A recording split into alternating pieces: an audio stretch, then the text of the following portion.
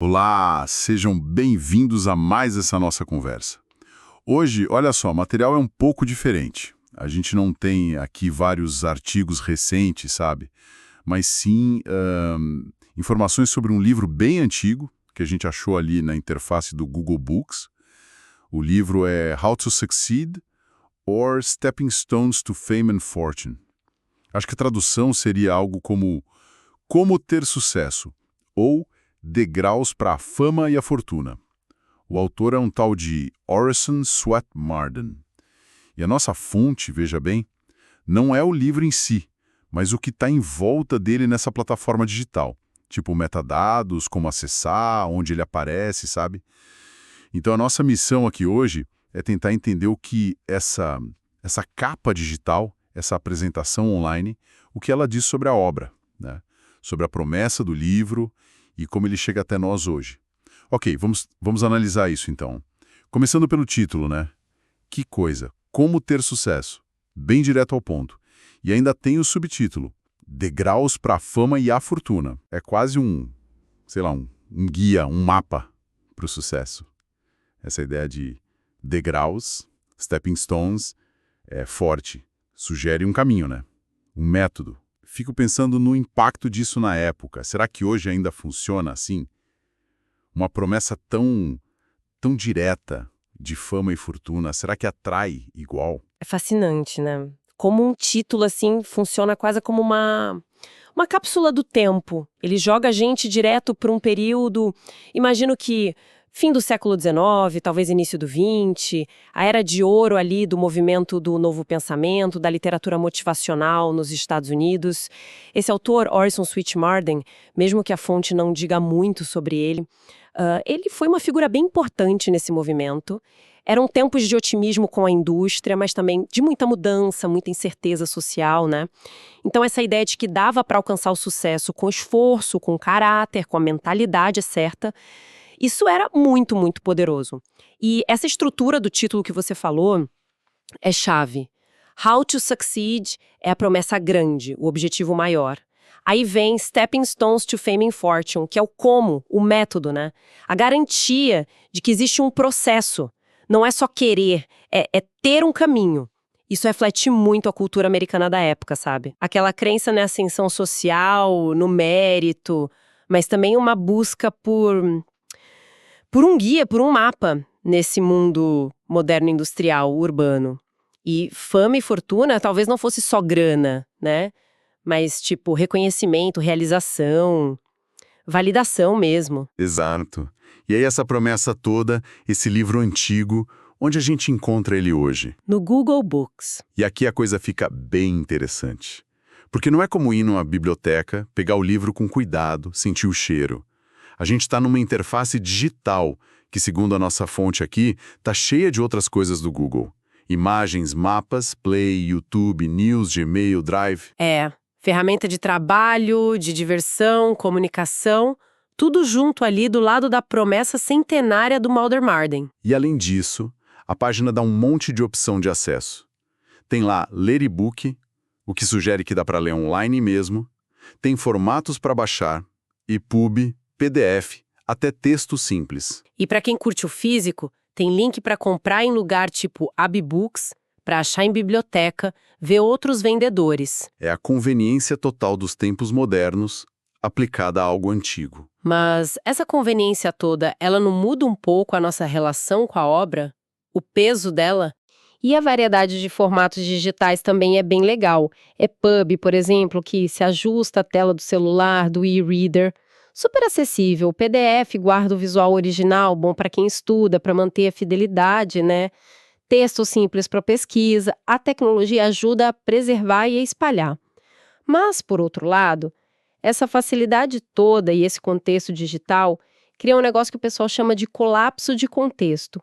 O livro do Marden, que na época devia ser lido com uma seriedade, quase como um manual para a vida, hoje aparece na mesma tela que a gente usa para ver, sei lá, vídeo de gatinho no YouTube, responder e-mail urgente no Gmail, ver o caminho no Mapas. Será que isso, meio sem querer, acaba nivelando tudo, deixando a obra meio banal? A promessa de fama e fortuna vira Só mais um item na lista infinita de coisas disputando nossa atenção. É um ponto bom esse. A embalagem moderna talvez tire um pouco do peso do conteúdo antigo. E essa história dos formatos, dos links de compra, tipo AB Books, Sim, essa menção do AB Books, por exemplo, não é à toa. É um site focado em livro usado, raro, esgotado. Isso mostra que, apesar do digital, ainda tem gente interessada no objeto físico, né? Colecionador, gente que busca uma edição específica. Mas o ponto principal é essa tensão. A tecnologia dá acesso imediato à referência, à informação sobre o livro. Super eficiente, nossa fonte de hoje prova isso. Só que o acesso ao conteúdo mesmo, a experiência de ler o Marden, ainda precisa de um passo a mais. Clicar no ler e-book, baixar, comprar, ir na biblioteca. E isso faz a gente pensar em como a gente navega na informação hoje em dia, né? Muitas vezes o primeiro contato não é com a obra inteira, mas com metadados. Resumo, citação, recomendação de algoritmo. A gente recebe a capa, a sinopse, a nota, antes de decidir se vai mesmo ler o livro. Nesse sentido, essa página do Google Books, do jeito que a fonte descreve, é um retrato perfeito da nossa era de excesso de informação, um monte de porta, um monte de opção, mas para chegar no conhecimento mesmo profundo, ainda depende da nossa escolha ativa. faz todo sentido. Então, essa nossa olhada na vitrine digital do livro do Marden, mesmo sem a gente ter o conteúdo dele aqui, já diz bastante coisa. A gente viu um título que resume as esperanças de uma outra época, essa promessa de sucesso por degraus, e a gente viu como essa promessa hoje tá mergulhada num mundo digital enorme, cheio de coisa, acessível de 1000 jeitos, mas também brigando por atenção com 1000 outras coisas.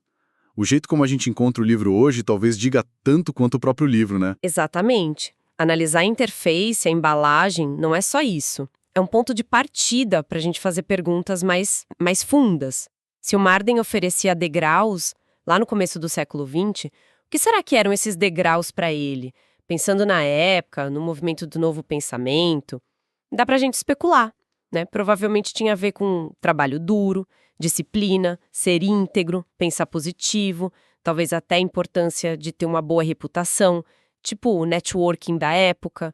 O foco devia ser muito no caráter como base para a fortuna. E como isso se compara com hoje? Porque a ironia é que as plataformas que estão ali na interface, YouTube, Google Play, estão lotadas de dica de sucesso, de coach, guru, influenciador. Exatamente. Essa é a conexão que a gente precisa fazer. Que tipo de degraus oferecem hoje, muitas vezes, nessas mesmas plataformas? A gente vê de tudo, desde dica de produtividade, hack para crescer rápido, até, sei lá, manifestação quântica de riqueza, estratégia de marketing pessoal, branding digital. A linguagem mudou muito. O foco talvez tenha ido mais do caráter para a imagem, né? Da persistência para o growth hacking.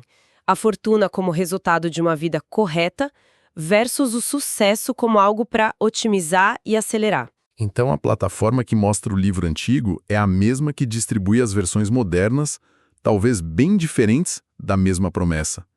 Isso cria um contraste muito interessante. Sim. E levanta a pergunta: o que mudou de verdade e o que continua igual? A busca por sucesso, por reconhecimento, por segurança financeira, isso parece que não muda, é humano. O que muda são as ferramentas, as expectativas da cultura e, quem sabe, a própria definição do que é ter sucesso. Marden prometia fama e fortuna. Hoje, talvez se fale mais em impacto, propósito, liberdade financeira, autorrealização. São nuances, né? E a própria ideia de degraus sugere uma coisa linear progressiva. Será que a visão de sucesso hoje ainda é assim, linear?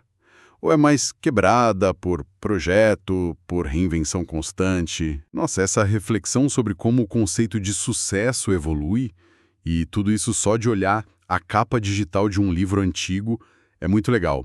A gente percebe que a nossa fonte, a interface do Google Books, funciona quase como um espelho. Reflete não só o livro do Marden, mas a nossa própria relação hoje com o conhecimento, com o passado e com o que a gente busca para a vida. Exato. A limitação que a gente tinha no começo, não ter o conteúdo, virou um ponto de partida analítico bem interessante. Forçou a gente a pensar no significado da promessa em si, no contexto da história, e como a tecnologia hoje recontextualiza tudo isso. É quase uma metáfora para a curadoria que todo mundo precisa fazer hoje. O que vale a pena buscar por trás dessa avalanche de título, link, notificação? A plataforma dá o acesso, mas entender o valor, conectar as coisas, isso continua sendo uma tarefa nossa, humana. Muito bem colocado. Então, para a gente resumir nossa conversa, começamos com os rastros digitais do How to Succeed, do Orison Swett Marden, lá no Google Books. Analisamos o título, né? Direto, ambicioso, bem típico da literatura motivacional daquela época. Exploramos como a interface moderna do Google apresenta essa obra antiga, dando múltiplos acessos, mas também colocando ela num contexto digital lotado de informação e ferramenta diferente. Vimos que essa vitrine digital, mesmo sem o conteúdo original, levanta umas questões importantes sobre acesso, sobre o tal colapso de contexto e como a nossa percepção de obras clássicas pode mudar por causa das plataformas que a gente usa. Foi uma análise mais focada em como a informação sobre o livro chega até nós hoje e o que isso pode dizer sobre como a ideia de sucesso mudou. E para fechar, fica aqui uma provocação para quem está ouvindo a gente. Essa viagem pela embalagem de um livro de mais de 100 anos faz a gente pensar se aqueles degraus do Marden que a gente imagina ligados a caráter, perseverança, se eles fossem trazidos para o hoje, como soariam?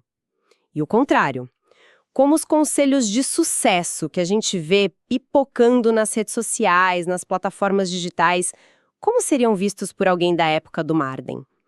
Talvez a questão mais no fundo seja o que essa busca sem fim por fama e fortuna, ou pelas versões de hoje diz sobre nossos valores, nossas ansiedades, tanto naquela época quanto agora.